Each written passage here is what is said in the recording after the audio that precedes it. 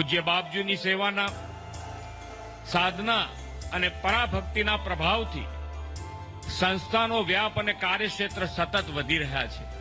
जगज्जालपालं गजत्कण्ठमालं शरचन्द्रभालं महादैत्यकालं नभोनीलकायं दुरावारमायं सुपद्मासहायं भजेऽहं भजेऽहम्. सदाम्भोदिवासं गलत्पुष्पहासं जगत्सन्निवासं शतादित्यभासं. તેમણે વાવેલું બીજ આજે વટવૃક્ષ બનીને લાખો હરિભક્તોને સત્સંગનો છાંયડો આપી રહ્યું છે. गदा चक्रशस्त्रं लसत्पीतवस्त्रं हसत्